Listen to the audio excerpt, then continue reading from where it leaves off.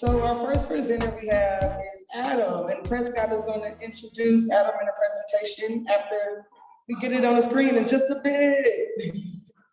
Thank y'all for being such a patient and great crowd. It's a nice day, right? Sorry we had to block all of the light for the presentation. Good afternoon. Just to kind of give you an overview of the format that we're going to have. We're going to have all our presenters present in a row, and then at the end we're going to have questions. Each presenter has up to 10 minutes to give their presentation. And so leading off today, we have the indelible Adam Garrett Clark, and I'm going to let him come up and kind of introduce his project, which is a very interesting project. So here comes Adam, and I'll get him set up.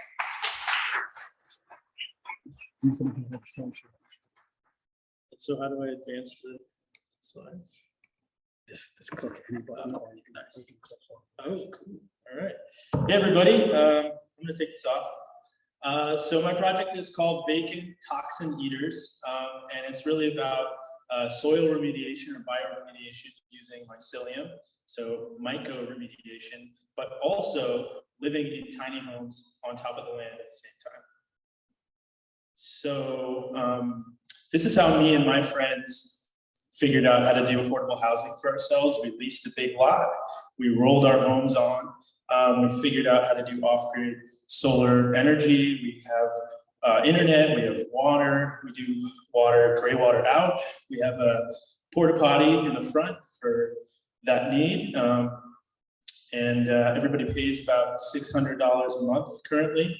And we're right in the lower bottoms of West Oakland, right at the edge of the residential area.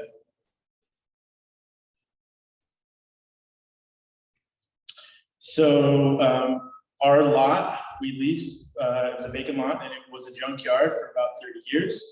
And it's on the EnviroStar. It's got a history of petroleum hydrocarbons and heavy lead levels.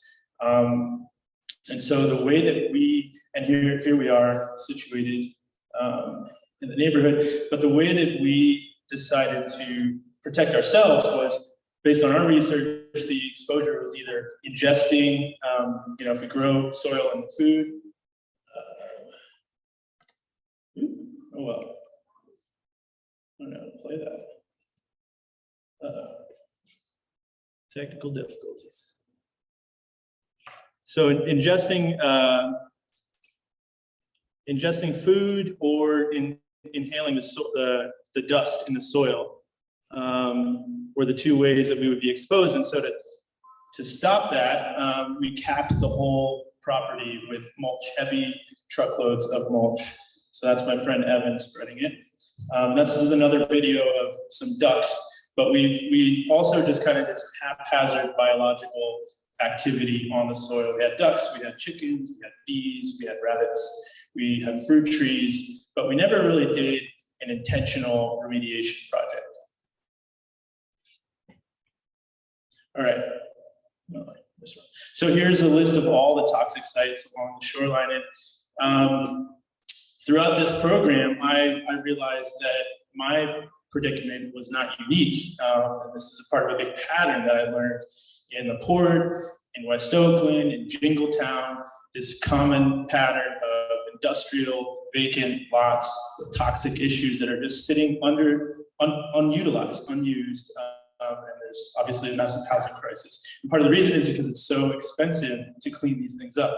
One of the biggest examples is the Army base, where we learned that for decades, people have been arguing over who's responsible for paying to clean this up. And the way to do it is to scoop up all the nasty dirt, truck it out somewhere else, and have it be someone else's problem. And as soon as I learned that, I thought, well, like, what if decades ago when that was realized, people just started doing bioremediation? Would we even have this issue right now? So this project gave me a chance to do some deep dives into how all this works. And I came across this woman, Lauren Zapicki, and this is her TED Talk at the Telluride Mushroom Festival. And what she kind of discovered was that a lot of us who are interested in fungal solutions kind of think about, you sprinkle some magic mushrooms on the soil, and it magically cleans up the soil. But what she realized is that a lot of the focus is on wood rot mushrooms. That's what most of what we know about. But there is this whole other world of soil-based fungus that eat usually bug shells and leaf litter. They're less well known, but they actually are highly effective at remediating soil, cleaning up toxins. So part of that is because they've kind of evolved with the toxins. So whatever you find native in the soil is best suited to actually clean up the toxins that are there. And all that's needed is to wake them up, to feed them, support them. So she did a series of experiments with her in her PhD program, feeding them chitin, which is bug shells, adding some water.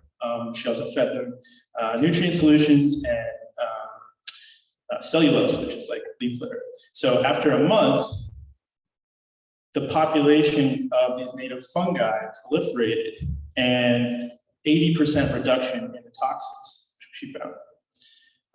So my project is really building off of her work because there's still a lot of questions to be answered. Basically what she said was all of native soil-based fungus, they need kind of the same few things. Again, it's like bug shells and leaf litter. But the question is, which specific fungal species are doing the work, and what's the right protocol, what's the right combination of feeding to get the best results? So those are the questions that we want to ask in our in this project. So there would be a series of testing, not just for the types of toxins in the soil, but also testing the DNA to see which fungal species are present.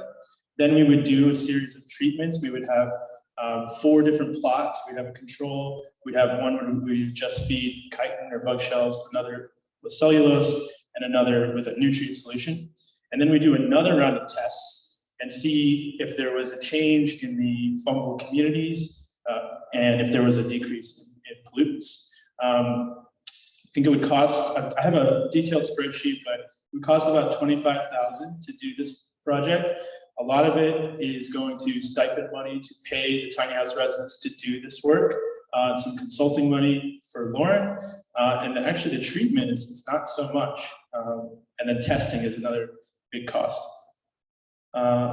So here's some potential funding opportunities and partners, including UC Berkeley, maybe.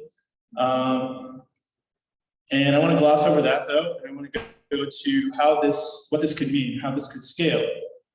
So of course, this could just be a remediation project. You don't have to deal with tiny houses at all. But my lessons learned in the last few years doing this is that if you give me 300 square feet and a tiny house, and I could put a nice tiny house on there for $45,000, and then I can plumb it, add utilities, add another $10,000. You can have an instant studio apartment, instant housing. And if you do it in a community context, like that square there, there's a lot of other added benefits. So there's a lot of broke hipsters like myself. I put this disabled icon there, but it was really to signify chronically homeless folks who I've been working with, who I believe that experience is part of a disability. But how do broke hipsters and people experiencing poverty access land?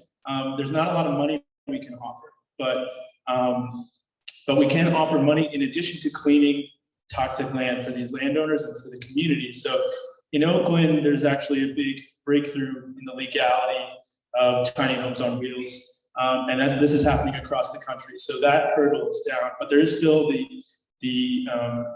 stigma of this type of housing. So to get past those barriers, again, adding in a micro-remediation approach would maybe convince the landowners and the broader neighborhood who would experience cleaner air, cleaner soil, cleaner groundwater, and happier people. Thanks.